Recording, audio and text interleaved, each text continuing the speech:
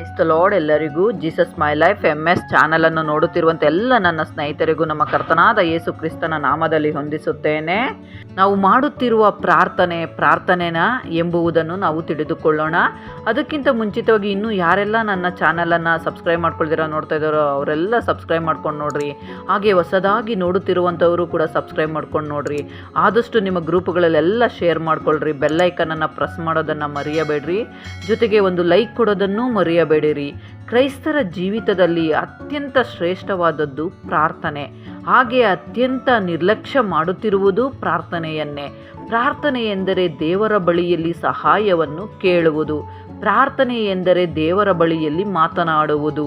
ನೀನು ಫೋನ್ನಲ್ಲಿ ಮಾತನಾಡುತ್ತಿರುವಾಗ ಬೇರೆಯವರು ಎಲ್ಲಿಂದಲೋ ಮಾತನಾಡುತ್ತಿರುತ್ತಾರೆ. ಅವರ ಮಾತುಗಳು ಸ್ಪಷ್ಟವಾಗಿ ಕೇಳಿಸುತ್ತವೆ. ನೆಟ್ವರ್ಕ್, ಸಿಮ್ ಕಾರ್ಡ್, ಮೊಬೈಲ್ ಎಂಬ ಮಾಧ್ಯಮಗಳ ಮುಖಾಂತರ ಮನುಷ್ಯನು ಕಾಣಿಸುವುದಿಲ್ಲ, ಆದರೆ ಮಾತನಾಡುತ್ತಾ ಇದ್ದಾರೆ. ದೇವರ ವಿಷಯದಲ್ಲಿ ಕೂಡ ಪ್ರಾರ್ಥನೆ ಎಂಬುದು ಮಾಧ್ಯಮ ಮುಖಾಂತರ ಮಾತನಾಡಬೇಕು. ಆ ದೇವರು ಕಾಣಿಸುವುದಿಲ್ಲ, ಮಾತುಗಳು ಕೇಳಿಸುವುದಿಲ್ಲ, ಆದರೆ ದೇವರು ಮಾತ್ರ ಖಚಿತವಾಗಿ ಇದ್ದಾರೆ. ದೇವರ ಬಳಿಯಲ್ಲಿ ನಾವು ಮಾತನಾಡುತ್ತಾ ಇದ್ದರೆ ಖಂಡಿತವಾಗಿ ದೇವರು ಮಾತನಾಡುತ್ತಾರೆ. ನೀನು ಏನು ಕೇಳಿದರೂ ಕೇಳಿದ್ದನ್ನು ಹಿಂತಿರುಗಿಸಿ ನಿನಗೆ ಕೊಡುತ್ತಾರೆ. ಆದರೆ ಅದೇ ಪ್ರಾರ್ಥನೆ ವಾಕ್ಯವೂ ಇಲ್ಲದೆ ನಾವು ಗಮ್ಯ ಸ್ಥಾನವನ್ನು ತಲುಪಲಾಗುವುದಿಲ್ಲ. ನಮ್ಮ ಜೀವಿತವನ್ನು ಕೊನೆಗಾಣಿಸಲೂ ಆಗುವುದಿಲ್ಲ. ನಮ್ಮ ಆತ್ಮಿಕ ಜೀವಿತದಲ್ಲಿ ಬೆಳೆಯಲೂ ಆಗುವುದಿಲ್ಲ. ಯಾವುದು ಮುಖ್ಯವಾದದ್ದು, ಯಾವುದು ಬೆಲೆಯುಳ್ಳದ್ದು ಆಗಿದೆಯೋ ಅದನ್ನು ನಾವು ಚಿಂತಿಸುವುದಿಲ್ಲ.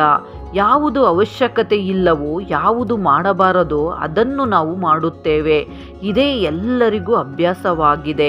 ಯಾವುದನ್ನು ಮಾಡಬಾರದು ಎಂದು ಹೇಳುತ್ತಾರೋ ಆ ಕೆಲಸವನ್ನೇ ಮಾಡುತ್ತೇವೆ. ಯಾರ ಬಳಿಯಲ್ಲಾದರೂ ಮಾತನಾಡುತ್ತಾ ಇದ್ದರೆ ಸ್ನೇಹ ಭಾವ ಬೆಳೆದು ಹೋಗುತ್ತದೆ. ಅದೇ ರೀತಿಯಾಗಿ ದೇವರ ಬಳಿಯಲ್ಲಿ ಸದಾ ಇರಬೇಕು. ಪ್ರಾರ್ಥನೆಯಲ್ಲಿ, ವಾಕ್ಯದಲ್ಲಿ ಇರಬೇಕು. ಈ ವಿಷಯವನ್ನು ತಿಳಿದ ಸೈತಾನನು ಏನು ಮಾಡುತ್ತಾನೆ? ಪ್ರಾರ್ಥನೆ ಮಾಡದಂತೆ ಮಾಡುತ್ತಾನೆ. ಇದರ ಮಧ್ಯದಲ್ಲಿ ಎಲ್ಲರೂ ಸೈತಾನನಿಗೆ ಇಷ್ಟವಾಗುವಂತೆಯೇ ಪ್ರಾರ್ಥನೆಗಳನ್ನು ಮಾಡುತ್ತಿದ್ದಾರೆ.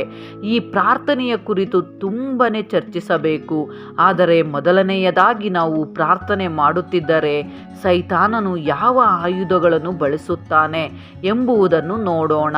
ನಿನ್ನ ದೇವರಾಗಿರುವ ಕರ್ತನನ್ನು ನಿನ್ನ ಪೂರ್ಣ ಹೃದಯದಿಂದಲೂ, ನಿನ್ನ ಪೂರ್ಣ ಪ್ರಾಣದಿಂದಲೂ, ನಿನ್ನ ಪೂರ್ಣ ಬುದ್ಧಿಯಿಂದಲೂ ಪ್ರಾರ್ಥಿಸಿರಿ ಎಂದರೆ ಏನೋ ಹಾಗೆ ಸುಮ್ಮನೆ ದೇವರ ಬಳಿಯಲ್ಲಿ ತಲೆಯನ್ನು ತಗ್ಗಿಸಿ ಕಣ್ಣು ಮುಚ್ಚಿಕೊಂಡು ಹೋಗಿಬಿಡುತ್ತಿದ್ದಾರೆ. ಅದು ಪ್ರಾರ್ಥನೆ ಅನಿಸಿಕೊಳ್ಳುವುದಿಲ್ಲ. ಒಂದು ವೇಳೆ ಮನಸ್ಸು ಪೂರ್ತಿಯಾಗಿ ಪ್ರಾರ್ಥನೆ ಮಾಡಬೇಕೆಂದು ಬಂದರೂ ಆ ಪ್ರಾರ್ಥನೆಯಿಂದ ಸೈತಾನನಿಗೆ ದೂರ ಆಗಿಬಿಡುತ್ತೀಯೋ ಏನೋ ಎಂದು ಸೈತಾನನು ಆಯುಧಗಳನ್ನು ಉಪಯೋಗಿಸುತ್ತಾನೆ. ಈ ಸೈತಾನನು ಮೊದಲನೆಯದಾಗಿ ಸೋಮಾರಿತನ ಎಂಬ ಮೊದಲನೆಯ ಆಯುಧವನ್ನು ಬಳಸುತ್ತಾನೆ. ಸೋಮಾರಿತನ ಎಂಬ ಪದದಲ್ಲಿ ಇನ್ನೂ ತುಂಬನೇ ಅರ್ಥಗಳಿದ್ದಾವೆ. ಅವು ಏನು ಎಂದರೆ, ಪ್ರಾರ್ಥನೆ ಮಾಡುತ್ತಿದ್ದರೆ ಸೋಮಾರಿತನ ಹೆಚ್ಚು ಬರುತ್ತದೆ. ಒಂದು ವೇಳೆ ಪ್ರಾರ್ಥನೆ ಮಾಡು ಎಂದರೆ ಪಕ್ಕದಲ್ಲಿ ಇರುವವರನ್ನು ನೋಡಿ ನಾಚಿಕೆ ಪಡುವುದು, ಅವರ ಮುಖಗಳನ್ನು ನೋಡುವುದು ಮಾಡುತ್ತಿರುತ್ತಾರೆ. ದೇವರ ಬಳಿಯಲ್ಲಿ ಬಂದ ಮೇಲೆ ಪ್ರಾರ್ಥನೆ ಮಾಡುವುದಕ್ಕೆ ಪಕ್ಕದವರನ್ನು ನೋಡಿ ನಾಚಿಕೆ ಪಡುವುದೇಕೆ? ಸರಿ, ದೇವರ ಬಳಿಯಲ್ಲಿ ಪ್ರಾರ್ಥನೆ ಮಾಡುವಾಗ ನಿನಗೇ ದೇವರಿಗೆ ಮಾತ್ರವೇ ಸಂಬಂಧವಿರಬೇಕು. ಪಕ್ಕದವರ ಮೊಬೈಲ್ ನೋಡುವುದು, ಅವರನ್ನು ಇವರನ್ನು ನೋಡಿ ಕಾಳಜಿ ಮಾಡುವುದು ಯಾಕೆ? ನಿಮ್ಮ ದೇಹದ ಬಗ್ಗೆನೇ ಕಾಳಜಿ ವಹಿಸಬಾರದು ಎಂದು ಹೇಳುತ್ತಾರೆ. ಆದರೆ ಸ್ವಲ್ಪ ಸಮಯ ಕಣ್ಣು ಮುಚ್ಚಿಕೊಂಡರೂ, ಸ್ವಲ್ಪ ಸಮಯ ಮೊಣಕಾಲು ಹಾಕಿದರೂ, ಸ್ವಲ್ಪ ಸಮಯ ಕಣ್ಣು ಮುಚ್ಚಿ ತಲೆ ಬಾಗಿಸಿದರೂ ಸೋಮಾರಿತನ ಹೆಚ್ಚಾಗಿ ಹೋಗುತ್ತದೆ. ಸೋಮಾರಿತನದಿಂದ ಪ್ರಾರ್ಥನೆ ಮಾಡಿದರೆ ಪ್ರಾರ್ಥನೆ ಮಾಡಲು ಸಾಧ್ಯನಾ? ಸೈತಾನನು ಉಪಯೋಗಿಸುವ ಆಯುಧಗಳಲ್ಲಿ ಸೋಮಾರಿತನ ಎಂಬ ಆಯುಧವೇ ಮುಖ್ಯವಾದದ್ದು. ನೀನು ಸೋಮಾರಿತನದಿಂದ ಹೇಗೆ ಪ್ರಾರ್ಥನೆ ಮಾಡಲು ಸಾಧ್ಯ? ಮಾಡಲು ಆಗುವುದಿಲ್ಲ. ಎರಡನೆಯ ಆಯುಧ ಚಂಚಲ ಮನಸ್ಸು. ಚಂಚಲ ಮನಸ್ಸು ಎಂದರೆ ಏಕಾಗ್ರತೆ ಇಲ್ಲದೆ ಇರುವುದು. ನೀನು ಆಲಯದಲ್ಲಿ ಇರುತ್ತೀಯ, ಆದರೆ ನಿನ್ನ ಆಲೋಚನೆಗಳು, ನಿನ್ನ ಮನಸ್ಸು ಎಲ್ಲಿಯೋ ಹೋಗಿಬಿಡುತ್ತದೆ. ಬೇರೆಯ ವಿಷಯಗಳು ಆಕಸ್ಮಿಕವಾಗಿ ನೆನಪಿಗೆ ಬರುತ್ತವೆ. ಕಣ್ಣು ಮುಚ್ಚಿಕೊಂಡು ಪ್ರಾರ್ಥನೆ ಮಾಡಲು ಹೋಗಿ ದೇವರನ್ನೇ ಮರೆತು ಬಿಡುತ್ತೀರಾ. ನಿನ್ನ ಹೃದಯದೊಳಗೆ, ನಿನ್ನ ಮನಸ್ಸಿನೊಳಗೆ ಬೇರೆ ಆಲೋಚನೆಗಳು, ಬೇರೆ ಉದ್ದೇಶಗಳು, ಅಂತಹ ಚಂಚಲ ಎಂಬ ಆಯುಧವನ್ನು ಸೈತಾನನು ಉಪಯೋಗಿಸುತ್ತಾನೆ. ನೀನು ಪ್ರಾರ್ಥನೆ ಮಾಡಲು ಆಗುವುದಿಲ್ಲ. ಏಕಾಗ್ರತೆ ಇಂದ ಇರಬೇಕು. ಅದಕ್ಕೆ ಹೇಳುತ್ತಿದ್ದಾರೆ, ಪೂರ್ಣ ಹೃದಯದಿಂದ, ನಿನ್ನ ಪೂರ್ಣ ಪ್ರಾಣದಿಂದಲೂ, ನಿನ್ನ ಪೂರ್ಣ ಬುದ್ಧಿಯಿಂದಲೂ ಪ್ರಾರ್ಥನೆ ಮಾಡಬೇಕು. ಹಾಗೆ ಮತ್ತೊಂದು ಆಯುಧವು ಏನು ಎಂದರೆ, ಅಂತರಂಗದಲ್ಲಿ ನೆಮ್ಮದಿ ಇಲ್ಲದೆ ಹೋಗುವುದು. ಅವಮಾನಗಳು, ಚಿಂತೆಗಳು, ಆಕ್ರೋಶ, ದುಃಖ, ಅಸೂಯೆ, ದ್ವೇಷ, ಅತಿಯಾದ ಒತ್ತಡ ಎಷ್ಟೇ ಇದ್ದರೂ ಅವೆಲ್ಲವನ್ನು ದೇವರ ಬಳಿಯಲ್ಲಿ ಇಡಲು ಬಂದಿದ್ದೇನೆ. ಆದರೂ ಕೂಡ ಅಂತರಂಗದಲ್ಲಿ ನೆಮ್ಮದಿ ಇಲ್ಲದೆ ಕುಳಿತುಕೊಂಡರೆ ನೀನು ಪ್ರಾರ್ಥನೆ ಮಾಡಲಾರೆ. ನಿನ್ನ ಅಂತರಂಗದಲ್ಲಿ ಒಳಗೆ ಕಲಹಗಳು ಬೆಳೆದು ಹೋಗುತ್ತದೆ. ನೆಮ್ಮದಿ ಇಲ್ಲದೆ ಪ್ರಾರ್ಥನೆ ಮಾಡಲು ಆಗದೆ, ಫಲಿತಾಂಶ ಹೊಂದದೆ ನಿರಾಶೆ ಪಡುತ್ತೀಯ. ಮನಸ್ಸು ಪೂರ್ತಿಯಾಗಿ, ಹೃದಯ ಪೂರಕವಾಗಿ ದೇವರಿಗೆ ಪ್ರಾರ್ಥನೆ ಮಾಡಬೇಕು. ಹಾಗೆ 4ನೆಯದು ಆಯುಧ ಏನು ಎಂದರೆ, ತ್ವರೆ ಮಾಡು. ಬೇಗನೆ ಪ್ರಾರ್ಥನೆ ಮಾಡುತ್ತಾರೆ. ಶೀಘ್ರದಲ್ಲೇ ಮುಗಿಸಿ ಮನೆಗೆ ಹೋಗಿಬಿಡುತ್ತಾರೆ. ಎಲ್ಲರೂ ಇಂತಹ ಸುಖ ಪ್ರಾರ್ಥನೆಗಳಿಗೆ ಒಳಗಾಗಿ ಹೋಗಿದ್ದಾರೆ. ಯಾವಾಗಲಾದರೂ 2-3 ಗಂಟೆಗಳ ಕಾಲ ನೀನು ಪ್ರಾರ್ಥನೆ ಮಾಡಿದ್ದೀಯಾ? 4-5 ಮಾತುಗಳು ಬಾಯಲ್ಲಿ ಇಟ್ಟುಕೊಂಡು ಪ್ರಾರ್ಥನೆ ಮಾಡುತ್ತಾರೆ. ಆಮೇನೆಂದು ಹೇಳಿ ಹೋಗಿಬಿಡುತ್ತಾರೆ. ಸಮಯವೂ ಇಲ್ಲ, ತುಂಬ ಟೈಮ್ ಆಗಿ ಹೋಗಿದೆ, ಬೇಗ ಮಾಡಿ ಎಂದು ಹೇಳುತ್ತಾರೆ. ನೀನು ಮಾತನಾಡಬೇಕಾದ ಮುಖ್ಯವಾದ ವ್ಯಕ್ತಿ ನನಗೆ ಸಮಯವಿಲ್ಲ, ಅನಂತರ ಮಾತನಾಡುತ್ತೇನೆ ಎಂದು ಹೋಗಿಬಿಟ್ಟರೆ ನಿನಗೆ ಹೇಗೆ ಇರುತ್ತದೆಯೋ ಹಾಗೆ ದೇವರ ಬಳಿಯಲ್ಲಿ ಮಾತನಾಡುವಾಗ ನಿನಗೆ ಹಾಗೆ ಅನಿಸುವುದಿಲ್ಲವಾ? ಮತ್ತೊಂದು ಆಯುಧವೇನು ಎಂದರೆ ನಿರಾಶೆಯಿಂದ ನೀನು ಪ್ರಾರ್ಥನೆ ಮಾಡಲು ಆಗುವುದಿಲ್ಲ. ಸೈತಾನನು ನಿನಗೆ ನಿರಾಶೆಯನ್ನು ಉಂಟು ಮಾಡುತ್ತಾನೆ. ಯಾವುದೋ ರೀತಿಯಲ್ಲಿ ನೀನು ಪ್ರಾರ್ಥನೆ ಮಾಡದಂತೆ ನಿನಗೆ ನಿರಾಶೆಯನ್ನು ಉಂಟು ಮಾಡುತ್ತಾನೆ. ಆ ನಿರಾಶೆಯಿಂದ ನೀನು ಪ್ರಾರ್ಥನೆ ಮಾಡದಂತೆ ಆಗಿ ಹೋಗುತ್ತದೆ. ಈ ರೀತಿಯಲ್ಲಿ ಸೈತಾನನು ಅನೇಕ ಆಯುಧಗಳನ್ನು ಉಪಯೋಗಿಸುತ್ತಾನೆ. ಇನ್ನು ಹೇಳಲು ತುಂಬಾನೇ ಇದ್ದಾವೆ. ಅನೇಕ ಆಯುಧಗಳನ್ನು ಉಪಯೋಗಿಸಿ ಸೈತಾನನು ನಿನ್ನ ಪ್ರಾರ್ಥನೆಯನ್ನು ಕೆಡಿಸಬೇಕೆಂದು ನೋಡುತ್ತಾನೆ. ನಿನ್ನ ಪ್ರಾರ್ಥನೆಯ ಹಿಡಿತವನ್ನು ಕಡಿಮೆ ಮಾಡುತ್ತಾನೆ. ಪ್ರತಿಫಲವಿಲ್ಲದ ಪ್ರಾರ್ಥನೆಯಾಗಿ ಮಾಡಿಬಿಡುತ್ತಾನೆ. ಪ್ರಾರ್ಥನೆ ಎಂದರೆ ದೇವರ ಬಳಿಯಲ್ಲಿ ಮಾತನಾಡುವುದು. ಪ್ರಾರ್ಥನೆ ಎಂದರೆ ದೇವರ ಸಹಾಯವನ್ನು ನಿರೀಕ್ಷಿಸುವುದು. ದೇಶದ ರಾಷ್ಟ್ರಪತಿಯ ಬಳಿಯಲ್ಲಿಯೋ, ದೇಶದ ನ್ಯಾಯಮೂರ್ತಿಯ ಬಳಿಯಲ್ಲಿಯೋ ನಿನ್ನನ್ನು ಕೂರಿಸಿದರೆ ಒಂದು ಕಡೆ ಭಯವಿರುತ್ತದೆ, ಒಂದು ಕಡೆ ಮರ್ಯಾದೆ ಇರುತ್ತದೆ, ಒಂದು ಕಡೆ ಭಕ್ತಿ ಇರುತ್ತದೆ, ಗೌರವವಿರುತ್ತದೆ, ಮಾತಿನಲ್ಲಿ ಶ್ರದ್ಧೆ ಇರುತ್ತದೆ. ನಿನ್ನ ಹಿಂದೆ ಮುಂದೆ ಯಾರಿದ್ದಾರೆ ಎಂಬುದನ್ನು ತಿಳಿದಿರುವುದಿಲ್ಲ. ಮೊಬೈಲ್ ತೆಗೆದುಕೊಂಡು ಹೋಗುವುದಿಲ್ಲ. ಕಣ್ಣಿನಲ್ಲಿ ಕಣ್ಣು ಇಟ್ಟು ನೋಡುವುದಿಲ್ಲ. ಒಬ್ಬ ಅಧಿಕಾರಿಯಾದ ಮನುಷ್ಯನ ಮುಂದೆ ಕುಳಿತುಕೊಳ್ಳಲು ಅಷ್ಟೊಂದು ಭಯವಿದ್ದರೆ ದೇವಾದಿ ದೇವನ ಬಳಿಯಲ್ಲಿ ಮಾತನಾಡಲು ಇನ್ನು ಎಷ್ಟು ಭಯದಿಂದ ಆತನ ಬಳಿಯಲ್ಲಿ ಪ್ರಾರ್ಥಿಸಬೇಕು. ಯಾವ ಸ್ಥಿತಿಯಲ್ಲಿ ಇದ್ದರೂ ಸರಿಯೇ ದೇವರ ಬಳಿಯಲ್ಲಿ ನೀನು ಯಾವ ರೀತಿಯಲ್ಲಿ ಇರಬೇಕು ಎಂಬುದನ್ನು ಆಲೋಚಿಸಿ ನೋಡು. ಒಂದು ಸಂದರ್ಶನದಲ್ಲಿ ನೀನು ಹೇಗೆ ವರ್ತಿಸುತ್ತೀಯಾ? ಇವೆಲ್ಲವೂ ಪ್ರಾರ್ಥನೆಗೆ ಉದಾಹರಣೆಯಲ್ಲ. ಇವೆಲ್ಲವೂ ಪ್ರಾರ್ಥನೆಗೆ ಸಾಟಿ ಇರುವುದಿಲ್ಲ. ಸಾಧಾರಣ ಮನುಷ್ಯನ ಮುಂದೆಯೇ ಹಾಗೆ ನಡೆದುಕೊಂಡರೆ ದೇವರ ಬಳಿಯಲ್ಲಿ ಇನ್ನು ಹೇಗೆ ಇರಬೇಕು ಎಂದು ತೋರಿಸುವುದಕ್ಕೆ ಹೇಳುತ್ತಿದ್ದೇನೆ. ಪ್ರಾರ್ಥನೆಯಲ್ಲಿಯೇ ಫಲಿತಾಂಶವನ್ನು ಹೊಂದಿಕೊಳ್ಳುತ್ತೇವೆ. ತುಂಬ ಜನರು ಪ್ರಾರ್ಥನೆ ಮಾಡುತ್ತೇವೆ ತುಂಬ ಕಾಲದಿಂದ, ಆದರೆ ಫಲಿತಾಂಶವನ್ನು ದೇವರು ಕೊಡುತ್ತಿಲ್ಲ. ದೇವರು ನಮ್ಮ ಪ್ರಾರ್ಥನೆ ಕೇಳುತ್ತಿಲ್ಲ. ಅಯ್ಯ, ನೀವು ಪ್ರಾರ್ಥನೆ ಮಾಡಿರಿ, ಸಿಸ್ಟರ್ ನೀವು ಪ್ರಾರ್ಥನೆ ಮಾಡಿರಿ, ಬ್ರದರ್ ನೀವು ಪ್ರಾರ್ಥನೆ ಮಾಡಿರಿ ಎಂದು ನಿರಾಶೆ ಪಡುತ್ತಿರುತ್ತಾರೆ, ಚಿಂತಿಸುತ್ತಿರುತ್ತಾರೆ. ಪ್ರಾರ್ಥನೆಗಳಿಗೆ ಫಲಿತಾಂಶ ಬರಬೇಕಾದರೂ ನಿಮ್ಮ ಕೈಯಲ್ಲಿಯೇ ಇದೆ. ಫಲಿತಾಂಶವನ್ನು ಹೊಂದುವವರೆಗೆ ವಿಶ್ವಾಸದಿಂದ ಪ್ರಾರ್ಥನೆ ಮಾಡಿದರೆ ಮತ್ತಷ್ಟು ಹೆಚ್ಚಾಗಿ ದೇವರು ನಿಮಗೆ ಕೊಡುತ್ತಾರೆ. ನಿನ್ನ ಪೂರ್ಣ ಹೃದಯದಿಂದಲೂ ನಿನ್ನ ಪೂರ್ಣ ಬುದ್ಧಿಯಿಂದಲೂ ನಿನ್ನ ದೇವರನ್ನು ಪ್ರಾರ್ಥನೆ ಮಾಡು.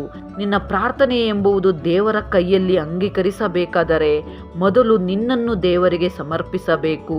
ನಿನ್ನ ಪ್ರಾರ್ಥನೆ ದೇವರು ಅಂಗೀಕರಿಸಬೇಕಾದರೆ ಮೊದಲು ದೇವರು ನಿನ್ನನ್ನು ಸ್ವೀಕರಿಸಬೇಕು. ದೇವರು ಸ್ವೀಕರಿಸಿದ ಸೇವಕರ ಬಳಿಯಲ್ಲಿ ಬಂದು ಪ್ರಾರ್ಥಿಸಿರಿ ಎಂದು ಆಶಿಸುತ್ತಿರುತ್ತಾರೆ. ಅದೇನು ಯಾರೋ ಮಾಡಿದ ಪ್ರಾರ್ಥನೆಯನ್ನು ದೇವರು ಅಂಗೀಕರಿಸುತ್ತಾರೆ ಎಂದುಕೊಳ್ಳುತ್ತೀರಾ? ನಿನಗೆ ಇಷ್ಟ ಬಂದ ಹಾಗೆ ಪ್ರಾರ್ಥಿಸಿದರೆ ಅಂಗೀಕರಿಸುತ್ತಾನಾ? ಇಲ್ಲ. ಒಂದೊಂದು ಸಮಯದಲ್ಲಿ ಪ್ರಾರ್ಥನೆ ತಿರಸ್ಕರಿಸಲ್ಪಡುತ್ತದೆ. ದೇವರು ಆ ಪ್ರಾರ್ಥನೆಗೆ ಪ್ರತಿಫಲ ಕೊಡುವುದಿಲ್ಲ. ಯಾವಾಗ ಎಂದರೆ ಯೆಶಾಯನ ಗ್ರಂಥ 1ನೇ ಅಧ್ಯಾಯದಲ್ಲಿ ನಿಮ್ಮ ಪ್ರಾರ್ಥನೆಗಳನ್ನು ನಾನು ಕೇಳುವುದಿಲ್ಲ ಎಂದು ಹೇಳುತ್ತಾರೆ. ಯಾಕೆ ದೇವರು ಪ್ರಾರ್ಥನೆಯನ್ನು ಕೇಳುವುದಿಲ್ಲ ಎನ್ನುತ್ತಿದ್ದಾರೆ ಎಂದರೆ ಮನುಷ್ಯನಲ್ಲಿ ಪಾಪವೂ ಇದ್ದರೆ ದೇವರು ಪ್ರಾರ್ಥನೆಯನ್ನು ಕೇಳುವುದಿಲ್ಲ. ಪಾಪದಿಂದ ಕೂಡಿದ ಪ್ರಾರ್ಥನೆ, ಕೆಟ್ಟದ್ದನ್ನು ಕೇಳಿಕೊಳ್ಳುವ ಪ್ರಾರ್ಥನೆ, ಪಾಪದಿಂದ ಇರುವ ಮನುಷ್ಯನು ಮಾಡುವ ಪ್ರಾರ್ಥನೆಯನ್ನು ದೇವರು ಅಂಗೀಕರಿಸುವುದಿಲ್ಲ. ಯಾಕೆ ಎಂದು ಕೇಳುತ್ತೀರಾ? ಎಲ್ಲರೂ ಪಾಪಿಗಳೇ ಅಲ್ಲವಾ? ಪ್ರತಿಯೊಬ್ಬರ ಪ್ರಾರ್ಥನೆಗಳನ್ನು ದೇವರು ಕೇಳುತ್ತಿದ್ದಾರೆ. ಸ್ವಲ್ಪ ಜನರ ಪ್ರಾರ್ಥನೆಗಳಿಗೆ ಪ್ರತಿಫಲ ಕೊಡುತ್ತಿದ್ದಾರೆ ಮತ್ತು ನಮಗೆ ಯಾಕೆ ಪ್ರತಿಫಲ ಕೊಡುತ್ತಿಲ್ಲ ಎಂದು ಅನಿಸುತ್ತಿದೆಯೇನೋ? ಆ ಪಾಪವನ್ನು ಲಕ್ಷ್ಯಕ್ಕೆ ತಂದುಕೊಂಡರೆ ದೇವರು ನಮ್ಮ ಪ್ರಾರ್ಥನೆಗಳನ್ನು ಕೇಳುವುದಿಲ್ಲ. ಆ ಪಾಪದ ಕುರಿತು ಮೊದಲೇ ಪ್ರಾಯಶ್ಚಿತ್ತ ಮಾಡಿಕೊಳ್ಳಬೇಕು, ಪಶ್ಚಾತ್ತಾಪ ಪಡಬೇಕು. ವಿಧೇಯತನದಿಂದ ಕೂಡಿದ ಕ್ಷಮಾಪಣೆಯಿಂದ ಆ ಪಾಪವನ್ನು ಒಪ್ಪಿಕೊಂಡು ಪರಿಪೂರ್ಣ ತತ್ವದಿಂದ ಪ್ರಾರ್ಥನೆ ಮಾಡಬೇಕು. ಆಗ ದೇವರು ಕೇಳುತ್ತಾರೆ. ಅದೇ ಪಾಪದ ಸ್ಥಿತಿ ನಮ್ಮಲ್ಲಿ ಇದ್ದರೆ ದೇವರು ನಮ್ಮ ಪ್ರಾರ್ಥನೆಯನ್ನು ಅಂಗೀಕರಿಸುವುದಿಲ್ಲ.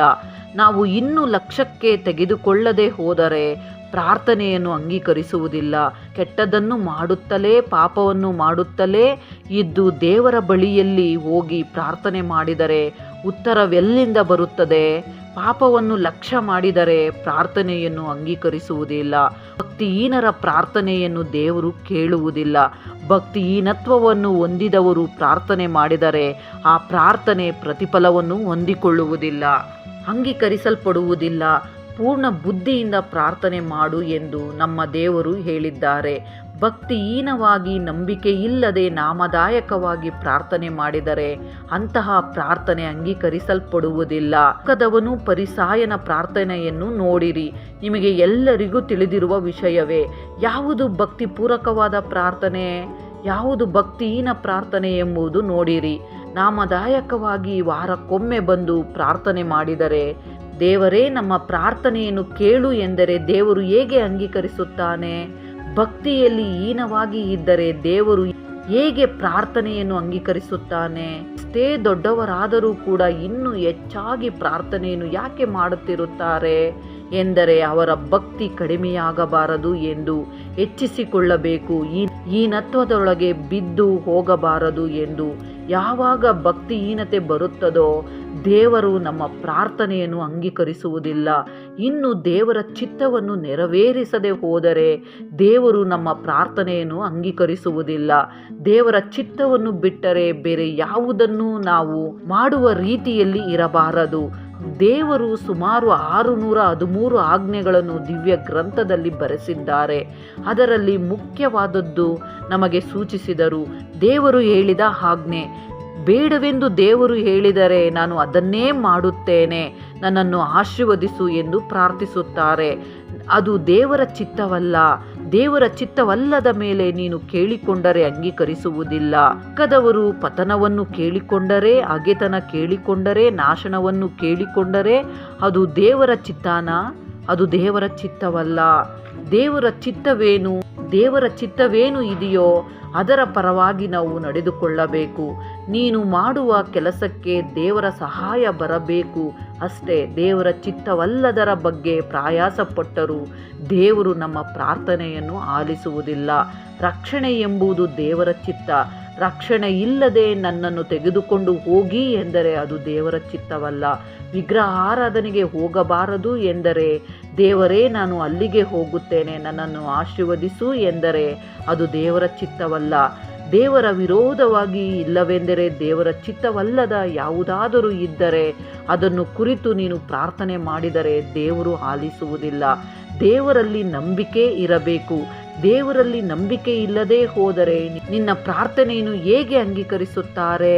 ನಮ್ಮ ಮನಸ್ಸಿನಲ್ಲಿ ಸಂದೇಹ ಪಟ್ಟು ಪ್ರಾರ್ಥನೆ ಮಾಡುತ್ತಿದ್ದೇವೆ. ಒಂದು ಕಡೆ ದೇವರನ್ನು ಕೇಳುತ್ತಿದ್ದೇವೆ, ಮತ್ತೊಂದು ಕಡೆ ಏನೋ ಸಂದೇಹ.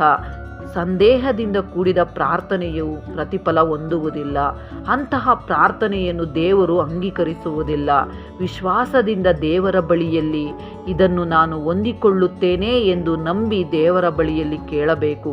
ಖಚಿತವಾಗಿ ದೇವರು ಇದನ್ನು ನನಗೆ ಕೊಡುತ್ತಿದ್ದಾನೆ ಎಂದು ದೇವರ ಬಳಿಯಲ್ಲಿ ಕೇಳಬೇಕು. ಎಕ್ಸಾಮ್ಗೋಸ್ಕರ ಪ್ರಾರ್ಥನೆ ಮಾಡಿ ನೀನು ಶಾಪಿಂಗು, ಸಿನಿಮಾ ಎಂದು ತಿರುಗುತ್ತಿದ್ದರೆ ನಿನ್ನ ಪ್ರಾರ್ಥನೆಯನ್ನು ಹೇಗೆ ಅಂಗೀಕರಿಸುತ್ತಾರೆ? ನಿನಗೆ ಹೇಗೆ ಸಹಾಯ ಮಾಡುತ್ತಾರೆ? ನನಗೆ ದೇವರ ಮೇಲೆ ನಂಬಿಕೆ ಇದೆ, ನಾನು ದೇವರ ಮೇಲೆ ನಂಬಿಕೆ ಇಡುತ್ತಿದ್ದೇನೆ, ನನಗೆ ಸಹಾಯ ಮಾಡುತ್ತಾರೆ, ನನ್ನ ಕೆಲಸವನ್ನು ನಾನು ಮಾಡುತ್ತೇನೆ, ದೇವರೇ ನನಗೆ ಸಹಾಯವಾಗಿರು ಎಂದು ದೇವರ ಮೇಲೆ ಪೂರ್ಣ ವಿಶ್ವಾಸದಿಂದ ಮುಂದೆ ಹೆಜ್ಜೆ ಇಡಬೇಕೇ ಹೊರತು ದೇವರನ್ನು ಕೇಳಿಬಿಟ್ಟೇ ದೇವರು ಕೊಟ್ಟು ಬಿಡುತ್ತಾನೆ ಎಂದು ನಾವು ಪ್ರಯತ್ನ ಪಡದೇ ಇದ್ದರೆ ಇನ್ನು ಎಷ್ಟು ಸಾರಿ ಪ್ರಾರ್ಥನೆ ಮಾಡಿದರೂ ಕೂಡ, ಎಷ್ಟು ಸಾರಿ ದೇವರನ್ನು ಕೇಳಿದರೂ ಕೂಡ ಆ ಪ್ರಾರ್ಥನೆ ಅಂಗೀಕರಿಸಲ್ಪಡುವುದಿಲ್ಲ, ನಮಗೆ ಫಲಿತಾಂಶವು ಸಿಗುವುದಿಲ್ಲ. ಹೀಗೆ ದೇವರು ಅಂಗೀಕರಿಸದೇ ಇರುವ ಪ್ರಾರ್ಥನೆ ಇರುತ್ತವೆ. ಇವುಗಳನ್ನು ನೆನಪು ಮಾಡುತ್ತಿದ್ದೇನೆ, ಈ ವಿಧವಾಗಿ ಸಿದ್ಧವಾಗಬೇಕು ಎಂದು. ಅಂಗೀಕರಿಸಬೇಕಾದರೆ ಆ ವಿಧವಾದ ಸಿದ್ಧತೆ ಇರಬೇಕು. ರಹಸ್ಯ ಪ್ರಾರ್ಥನೆಗಳಲ್ಲಿ ನಿನ್ನ ಪ್ರತಿಯೊಂದು ಪಾಪಗಳನ್ನು ಒಪ್ಪಿಕೊಳ್ಳಬೇಕು. ಆಗ ನೀನು ದೇವರ ಕೈಯಲ್ಲಿ ಅಂಗೀಕರಿಸಲ್ಪಡುತ್ತೀಯ. ಆಗ ನಿನ್ನ ಪ್ರಾರ್ಥನೆಯನ್ನು ದೇವರು ಆಲಿಸುತ್ತಾರೆ. ಆಗ ನೀನು ಸಮಾಧಾನವನ್ನು ಹೊಂದುತ್ತೀಯ. ಸರಿ, ಇಲ್ಲಿಯವರೆಗೆ ಸೈತಾನನು ಒಡ್ಡುವ ಆಯುಧಗಳಿಂದ ಪ್ರಾರ್ಥನೆಯನ್ನು ಕೆಡಿಸುವುದನ್ನು ನೋಡಿದೆವು. ದೇವರು ಅಂಗೀಕರಿಸಿದ ಪ್ರಾರ್ಥನೆಗಳನ್ನು ಉದಾಹರಣೆಯೊಂದಿಗೆ ನೋಡಿದೆವು. ನಾವು ಮಾಡುವ ಪ್ರಾರ್ಥನೆಗಳಿಗೆ ಯಾಕೆ ಫಲಿತಾಂಶವನ್ನು ಕೊಡುತ್ತಿಲ್ಲ, ದೇವರು ಯಾಕೆ ಅಂಗೀಕರಿಸುತ್ತಿಲ್ಲ ಎಂಬುದಕ್ಕೆ ಕಾರಣಗಳನ್ನು ನೋಡಿದೆವು. ಆದರೆ ದೇವರು ಅಂಗೀಕರಿಸುವ ಪ್ರಾರ್ಥನೆಗಳನ್ನು ನೋಡೋಣ. ರಹಸ್ಯ ಪ್ರಾರ್ಥನೆ. ನೀನು ಪ್ರಾರ್ಥನೆ ಮಾಡಬೇಕಾದರೆ ನಿನ್ನ ಏಕಾಂತವಾದ ಕೋಣೆಯೊಳಗೆ ಹೋಗಿ ಬಾಗಿಲನ್ನು ಮುಚ್ಚಿಕೊಂಡು ಅಂತರಂಗದಲ್ಲಿಯೂ ಇರುವ ನಿನ್ನ ತಂದೆಗೆ ಪ್ರಾರ್ಥನೆ ಮಾಡು. ಅಂತರಂಗದಲ್ಲಿ ನಡೆಯುವುದನ್ನು ನೋಡುವ ನಿನ್ನ ತಂದೆಯು ನಿನಗೆ ಫಲ ಕೊಡುವನು. ಮತ್ತಾಯನು ಬರೆದ ಸುವಾರ್ತೆ 6ನೇ ಅಧ್ಯಾಯ 6ನೇ ವಾಕ್ಯದಲ್ಲಿ ದೇವರು ಹೇಳಿದ ಮಾತು. ದೇವರಿಗೆ ಮರೆಯಾಗಿರುವುದು ಯಾವುದೂ ಇಲ್ಲ. ಜೀವಿತವೆಲ್ಲವೂ ಆತನಿಗೆ ತಿಳಿದಿದೆ. ತಿಳಿಯದೇ ಇರುವವರ ಬಳಿಯಲ್ಲಿ ನಟಿಸಬಹುದೇ ಹೊರತು ಎಲ್ಲವನ್ನು ತಿಳಿದಿರುವ ದೇವರ ಬಳಿಯಲ್ಲಿ ಸಾಧ್ಯವಾಗುವುದಿಲ್ಲ. ರಹಸ್ಯವಾಗಿ ಪ್ರಾರ್ಥನೆ ಮಾಡುವಾಗ ಪಶ್ಚಾತ್ತಾಪ ಪಡಬೇಕು. ನಾವು ಮಾಡಿದ ಪ್ರತಿಯೊಂದು ಪಾಪವನ್ನು, ತಪ್ಪನ್ನು ಒಪ್ಪಿಕೊಳ್ಳಬೇಕು. ದೀನ ಸ್ವಭಾವ ಕೂಡಿದವರಾಗಬೇಕು. ಆಗ ನಮ್ಮ ಅವಶ್ಯಕತೆ ತಿಳಿದ ದೇವರನ್ನು ಕೇಳಬೇಕು. ನಾನು ಕೂತುಕೊಳ್ಳುವುದು, ಹೇಳುವುದು ನಿನಗೆ ಗೊತ್ತದೆ. ದೂರದಿಂದಲೇ ನನ್ನ ಆಲೋಚನೆಗಳನ್ನು ಬಲ್ಲವನಾಗಿರುತ್ತಿ. ನಾನು ನಿನ್ನ ಆತ್ಮಕ್ಕೆ ತಪ್ಪಿಸಿಕೊಳ್ಳುವಂತೆ ಎಲ್ಲಿಗೆ ಹೋಗಲಿ, ನಿನ್ನ ಕಣ್ಣಿಗೆ ಮರೆಯಾಗುವಂತೆ ಎಲ್ಲಿಗೆ ಓಡಲಿ. 139ನೇ ಕೀರ್ತನೆ 27ನೇ ವಾಕ್ಯ. ಇನ್ನು 2ನೇಯದು ನಂಬಿಕೆಯ ಪ್ರಾರ್ಥನೆ. ಮಳೆಗೋಸ್ಕರ ಮಂದಿರದಲ್ಲಿ ಪ್ರಾರ್ಥನೆಯನ್ನು ಸಿದ್ಧ ಮಾಡಿದರಂತೆ. ಒಂದು ಮಗು ಛತ್ರಿಯನ್ನು ತೆಗೆದುಕೊಂಡು ಹೋದಳಂತೆ, ಬರಬೇಕಾದರೆ ಮಳೆಯಲ್ಲಿ ನೆಂದು ಹೋಗುತ್ತೇವೆ ಎಂದು. ಅಂತಹ ವಿಶ್ವಾಸದಿಂದ ಪ್ರಾರ್ಥನೆ ಮಾಡಬೇಕು. ಪ್ರಿಯರಿಗೆ ಬರೆದ ಪತ್ರಿಕೆ 11ನೇ ಅಧ್ಯಾಯ 6ನೇ ವಾಕ್ಯದಲ್ಲಿ, ಆದರೆ ನಂಬಿಕೆ ಇಲ್ಲದೆ ದೇವರನ್ನು ಮೆಚ್ಚಿಸುವುದು ಅಸಾಧ್ಯ. ದೇವರ ಬಳಿಗೆ ಬರುವವನು ದೇವರು ಇದ್ದಾನೆ ಮತ್ತು ತನ್ನನ್ನು ಹುಡುಕುವವರಿಗೆ ಪ್ರತಿಫಲವನ್ನು ಕೊಡುತ್ತಾನೆ ಎಂದು ನಂಬುವುದು ಅವಶ್ಯ ಎಂದು ಹೇಳುತ್ತದೆ. ನಂಬಿಕೆ ಇಲ್ಲದ ಪ್ರಾರ್ಥನೆ ದೇವರು ಅಂಗೀಕರಿಸುವುದಿಲ್ಲ. ನಂಬಿಕೆಯುಳ್ಳ ಪ್ರಾರ್ಥನೆಯನ್ನು ದೇವರು ಅಂಗೀಕರಿಸುತ್ತಾನೆ. ವಿಶ್ವಾಸದಿಂದ ದೇವರನ್ನು ಕೇಳಬೇಕು. ಖಚಿತವಾಗಿ ದೇವರ ಬಳಿಯಿಂದ ಹೊಂದಿಕೊಳ್ಳುತ್ತೇವೆ ಎಂದು ನಂಬಿ ಪ್ರಾರ್ಥನೆ ಮಾಡಿದರೆ ಪ್ರತಿಫಲವನ್ನು ಹೊಂದಿಕೊಳ್ಳುತ್ತೀಯ. ಬೇಸರಗೊಳ್ಳದೆ ನಿರಂತರವಾಗಿ ಪ್ರಾರ್ಥನೆ ಮಾಡುವುದು. ಬೇಸರಗೊಳ್ಳದೆ ನಿರಂತರವಾಗಿ ಪ್ರಾರ್ಥನೆ ಮಾಡಿದರೆ ಖಂಡಿತವಾಗಿ ಪ್ರತಿಫಲವನ್ನು ಹೊಂದಿಕೊಳ್ಳಬಹುದು. ಕೆಲವು ಸಂದರ್ಭಗಳಲ್ಲಿ ನಾವು ಕೇಳುವುದು ನಮಗೆ ಎಷ್ಟು ಅವಶ್ಯಕತೆ ಎಂದು ತಿಳಿದುಕೊಳ್ಳುವುದಕ್ಕೆ ಆತನು ಪ್ರಾರ್ಥನೆಯ ಸಮಾಧಾನವನ್ನು ವಿಳಂಬ ಮಾಡುತ್ತಾರೆ. ನೀಡುವ ಸಮಯಕ್ಕೆ ಸರಿಯಾಗಿ ಕೊಡುವುದಿಲ್ಲ.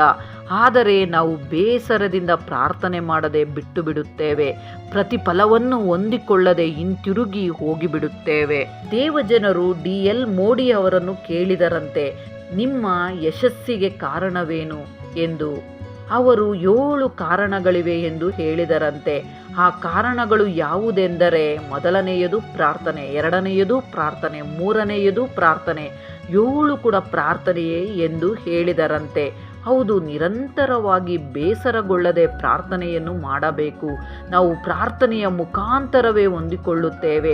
ಲೂಕನು ಬರೆದ ಸುವಾರ್ತೆ 18ನೇ ಅಧ್ಯಾಯ 7ನೇ ವಾಕ್ಯದಲ್ಲಿ, ಆತನಿಗೆ ಹಗಲು ರಾತ್ರಿ ಮೊರೆಯಿಡುವಲ್ಲಿ ಆತನು ಅವರ ವಿಷಯದಲ್ಲಿ ತಡ ಮಾಡಿದರೂ ಅವರ ನ್ಯಾಯ ತೀರಿಸುವನೆಂದು ನಿಮಗೆ ಹೇಳುತ್ತೇನೆ.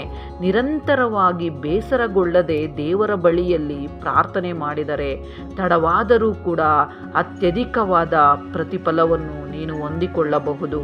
ಆಸಕ್ತಿಯಿಂದ ಮಾಡುವ ಪ್ರಾರ್ಥನೆ, ಇವು ಹೃದಯಪೂರ್ವಕವಾದ ಪ್ರಾರ್ಥನೆಗಳು. ನಿನ್ನ ಪೂರ್ಣ ವಿವೇಕದಿಂದ, ಸತ್ಯದಿಂದ, ಆತ್ಮದಿಂದ ಪ್ರಾರ್ಥನೆ ಮಾಡಬೇಕು. ಪೇತ್ರನಿಗೋಸ್ಕರ ಪ್ರಾರ್ಥನೆ ಮಾಡುವಾಗ ಆತನಲ್ಲಿ ವಿಶ್ವಾಸ ಕಡಿಮೆ ಇತ್ತು, ಆದರೆ ಆ ಪ್ರಾರ್ಥನೆ ಹೃದಯಪೂರ್ವಕವಾದದ್ದು. ಅದಕ್ಕೆ ಆತನನ್ನು ಸೆರೆಮನೆಯಿಂದ ಬಿಡಿಸಿದರು. ಅಪೊಸ್ತಲರ ಕೃತ್ಯಗಳು 12ನೇ ಅಧ್ಯಾಯ 5ನೇ ವಾಕ್ಯದಲ್ಲಿ, ಪೇತ್ರನು ಸೆರೆಮನೆಯೊಳಗೆ ಕಾವಲಲ್ಲಿದ್ದಾಗ ಸಭೆಯವರು ಅವನಿಗೋಸ್ಕರ ಆಸಕ್ತಿಯಿಂದ ದೇವರಿಗೆ ಪ್ರಾರ್ಥನೆ ಮಾಡುತ್ತಿದ್ದರು. ಎಲಿಯನು ಮಳೆಯಾಗಲಿ ಮಂಜಾಗಲಿ ಬೀಳಬಾರದು ಎಂದು ಆಸಕ್ತಿಯಿಂದ ಪ್ರಾರ್ಥಿಸಿದನು. ಯಾಕೋಬನಿಗೆ ಬರೆದ ಪತ್ರಿಕೆ 5ನೇ ಅಧ್ಯಾಯ 17ನೇ ವಾಕ್ಯದಲ್ಲಿ, ಎಲಿಯನು ನಮ್ಮಂತಹ ಸ್ವಭಾವವುಳ್ಳವನಾಗಿದ್ದನು. ಅವನು ಮಳೆ ಬರಬಾರದೆಂದು ಬಹಳವಾಗಿ ಪ್ರಾರ್ಥಿಸಲು 3 ವರ್ಷ 6 ತಿಂಗಳವರೆಗೆ ಮಳೆ ಬೀಳಲಿಲ್ಲ. ಪೇತ್ರನ ವಿಷಯಕ್ಕೆ ಬಂದರೆ ಆಸಕ್ತಿಯಿಂದ ಆತನಿಗೋಸ್ಕರ ಪ್ರಾರ್ಥನೆ ಮಾಡಿದರು ಎಂದು ನಮಗೆ ಅಪೊಸ್ತಲರ ಕೃತ್ಯಗಳಲ್ಲಿ ತಿಳಿಸುತ್ತದೆ. ಆಸಕ್ತಿಯಾದ ಪ್ರಾರ್ಥನೆ ನಮಗೆ ಪ್ರತಿಫಲವನ್ನು ಕೊಡುತ್ತದೆ.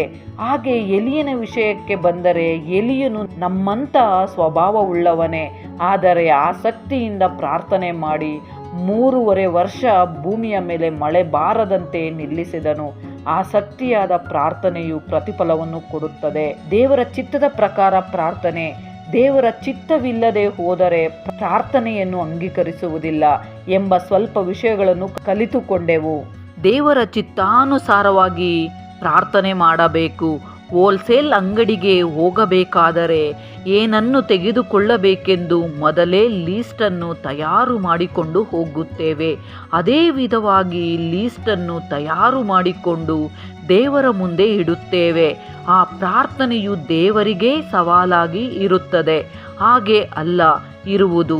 ನಮ್ಮ ಅವಶ್ಯಕತೆಗಳನ್ನು ದೇವರಿಗೆ ತಿಳಿಸುತ್ತಾ, ದೇವರೇ ನಿಮ್ಮ ಚಿತ್ತವಾದರೆ ಅವುಗಳನ್ನು ಅನುಗ್ರಹಿಸು ಎಂದು ಪ್ರಾರ್ಥಿಸಬೇಕು. ಯೋಹಾನನು ಬರೆದ ಮೊದಲನೆಯ ಪತ್ರಿಕೆ 5ನೇ ಅಧ್ಯಾಯ 14ನೇ ವಾಕ್ಯದಲ್ಲಿ, ನಾವು ದೇವರ ಚಿತ್ತಾನುಸಾರವಾಗಿ ಏನಾದರೂ ಬೇಡಿಕೊಂಡರೆ ಆತನು ನಮ್ಮ ವಿಜ್ಞಾಪನೆಯನ್ನು ಕೇಳುತ್ತಾನೆಂಬ ಧೈರ್ಯವು ಆತನ ವಿಷಯವಾಗಿ ನಮಗುಂಟು. ಆತನ ಚಿತ್ತಾನುಸಾರವಾಗಿ ಮಾಡುವ, ಆತನನ್ನು ಅನುಸರಿಸಿ ಮಾಡುವ ಪ್ರತಿಯೊಂದನ್ನು ಕೂಡ ಆತನಿಗೆ ಇಷ್ಟವಾದದ್ದು ಮಾಡಿದರೆ ಒಳ್ಳೆಯ ಪ್ರತಿಫಲವನ್ನು ಕೊಡುತ್ತಾರೆ. ನಮ್ಮ ಮೈಂಡ್ನಲ್ಲಿ, ನಮ್ಮ ಮನಸ್ಸಿನಲ್ಲಿ ದೇವರು ಇರುವುದಿಲ್ಲ.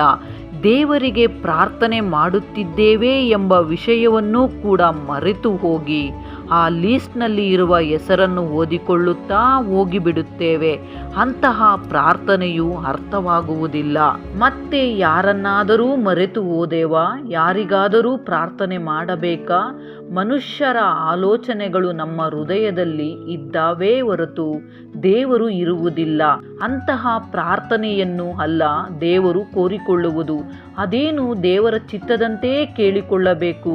ನಮ್ಮ ಚಿತ್ತದಂತೆ ನಮಗೆ ಅವಶ್ಯಕತೆ ಇರುವುದನ್ನು ಕೇಳಿಕೊಳ್ಳಬಾರದಾ?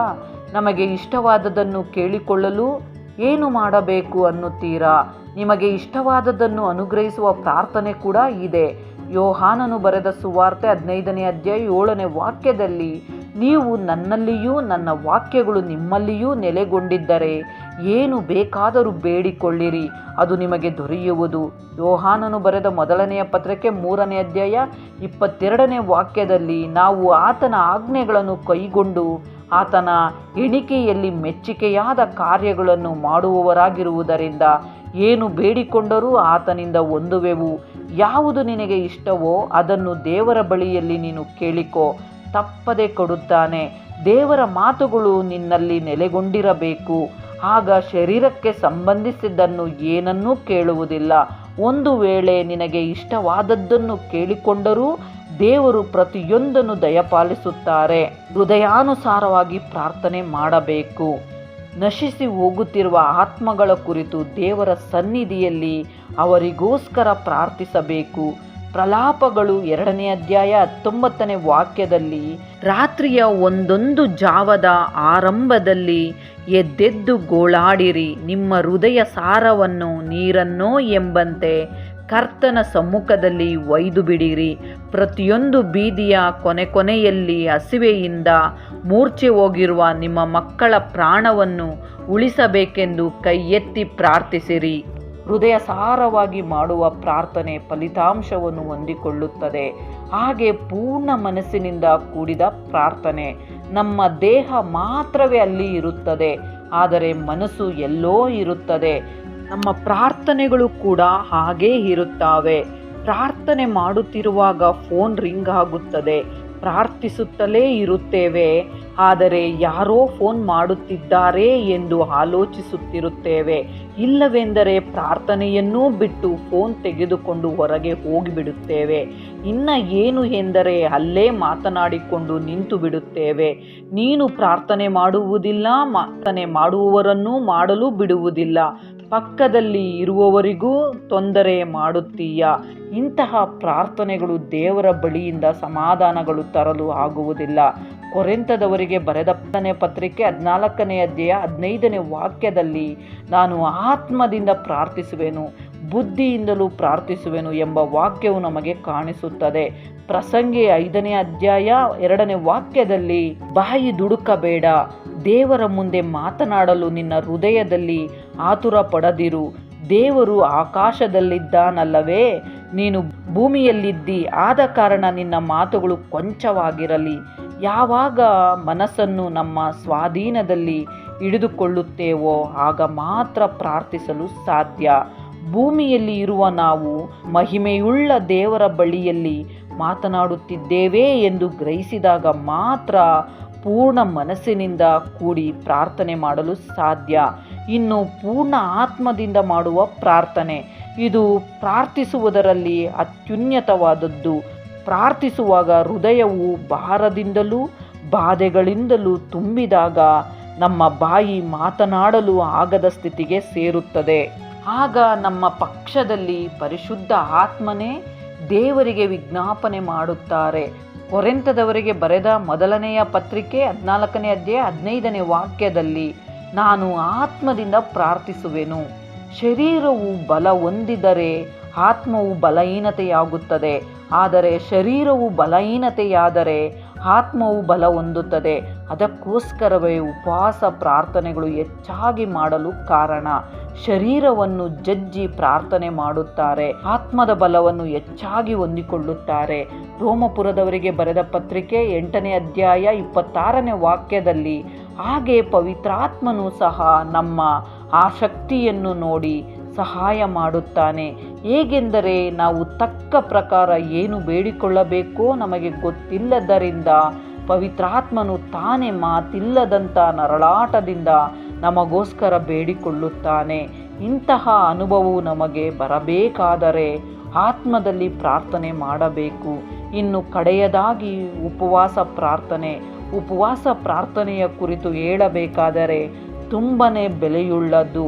40-50 ವಿಡಿಯೋ ಮಾಡಿದರೂ ಸರಿ ಹೋಗುವುದಿಲ್ಲ. ಉಪವಾಸವೆಂದರೇನು? ಯೆಶಾಯನ ಗ್ರಂಥ 58ನೇ ಅಧ್ಯಾಯ 7-9ನೇ ವಾಕ್ಯದಲ್ಲಿ, ಹಸಿದವರಿಗೆ ಅನ್ನವನ್ನು ಹಂಚುವುದು, ಅಲಿಯುತ್ತಿರುವ ಬಡವರನ್ನು ಮನೆಗೆ ಬರಮಾಡಿಕೊಳ್ಳುವುದು, ಬೆತ್ತಲೆಯವರನ್ನು ಕಂಡಾಗೆಲ್ಲ ಅವರಿಗೆ ಒದಿಸುವುದು, ನಿನ್ನಂತೆ ನರನಾಗಿರುವ ಯಾವನಿಗೆ ಆಗಲಿ ಮುಖ ತಪ್ಪಿಸಿಕೊಳ್ಳದಿರುವುದು, ಇವುಗಳೇ ನನಗೆ ಇಷ್ಟವಾದ ಉಪವಾಸ ವ್ರತ. ಆಗ ನೀವು ಕೂಗಿದರೆ ಯೆಹೋವನು ಉತ್ತರ ಕೊಡುವನು, ಮೊರೆಯಿಟ್ಟು ಕರೆದರೆ ಇಗೋ ಇದ್ದೇನೆ ಅನ್ನುವನು. ಉಪವಾಸದಲ್ಲಿ ಇರುವಾಗ ಹೇಗೆ ಇರಬೇಕೆಂದು ಸ್ವಲ್ಪ ಮಾತುಗಳನ್ನು ನೆನಪಿಸುತ್ತಿದ್ದೇನೆ. ಮತ್ತಾಯನು ಬರೆದ ಸುವಾರ್ತೆ 6ನೇ ಅಧ್ಯಾಯ 16-18ನೇ ವಾಕ್ಯದಲ್ಲಿ, ಇದಲ್ಲದೆ ನೀವು ಉಪವಾಸ ಮಾಡುವಾಗ ಕಪಟಿಗಳಂತೆ ಮುಖವನ್ನು ಸಪ್ಪಗೆ ಮಾಡಿಕೊಳ್ಳಬೇಡಿರಿ. ಅವರು ತಾವು ಉಪವಾಸಿಗಳೆಂದು ಜನರಿಗೆ ತೋರುವುದಕ್ಕಾಗಿ ತಮ್ಮ ಮುಖವನ್ನು ವಿಕಾರ ಮಾಡಿಕೊಳ್ಳುತ್ತಾರೆ. ಹೀಗೆ ಮಾಡಿದರೆ ನೀನು ಉಪವಾಸಿ ಎಂದು ಜನರಿಗೆ ಕಾಣದೆ ಹೋದದ್ಯಾಗೋ? ಅಂತರಂಗದಲ್ಲಿರುವ ನಿನ್ನ ತಂದೆಗೆ ಉಪವಾಸಿ ಎಂದು ಕಾಣಿಸಿಕೊಳ್ಳುವೆ. ಅಂತರಂಗದಲ್ಲಿ ನಡೆಯುವುದನ್ನು ನೋಡುವ ನಿನ್ನ ತಂದೆಯು ನಿನಗೆ ಫಲವನ್ನು ಕೊಡುವನು. ಅಂತರಂಗದಲ್ಲಿ ನಡೆಯುವುದನ್ನು ನೋಡುವ ನಿನ್ನ ತಂದೆಯು ನಿನಗೆ ಫಲವನ್ನು ಕೊಡುವನು. ನಾವು ಮಾಡುವ ಪ್ರತಿಯೊಂದು ಪ್ರಾರ್ಥನೆಯನ್ನು ದೇವರು ಅಂಗೀಕರಿಸಬೇಕು. ನಾವು ಪ್ರಾರ್ಥನೆ ಮಾಡುವಾಗ ನಮ್ಮ ನಡವಳಿಕೆಯನ್ನು ಹೇಗೆ ಸರಿ ಮಾಡಿಕೊಳ್ಳಬೇಕು, ದೇವರ ಬಳಿಯಲ್ಲಿ ಹೇಗೆ ನಡೆದುಕೊಳ್ಳಬೇಕು, ಯಾವ ರೀತಿಯಲ್ಲಿ ಮಾತನಾಡಬೇಕು, ಸೈತಾನನ ಆಯುಧಗಳಿಗೆ ನಾವು ಬಗ್ಗದೆ ದೇವರು ನಮ್ಮ ಪ್ರಾರ್ಥನೆಗಳನ್ನು ಕೇಳಿ ಪ್ರತಿಫಲವನ್ನು ಕೊಡುವಂತೆ ಪ್ರಾರ್ಥನೆಗಳನ್ನು ಮಾಡೋಣ. ಆ ಪ್ರತಿಫಲವನ್ನು ಪ್ರತಿಯೊಬ್ಬರೂ ಹೊಂದಿಕೊಳ್ಳೋಣ. ಅಂತಹ ಪ್ರಾರ್ಥನೆಯ ಬಲವನ್ನು ದೇವರು ನಮಗೆ ಅನುಗ್ರಹಿಸಲಿ. ಈ ವಿಡಿಯೋ ನಿಮಗೆ ಇಷ್ಟವಾಗಿದ್ದರೆ ಒಂದು ಲೈಕ್ ಕೊಡೋದನ್ನು ಮರೆಯಬೇಡಿರಿ. ಇತರರಿಗೂ ಶೇರ್ ಮಾಡಿ. ದೇವರು ನಿಮ್ಮೆಲ್ಲರನ್ನು ಆಶೀರ್ವದಿಸಲಿ. ಆಮೆನ್.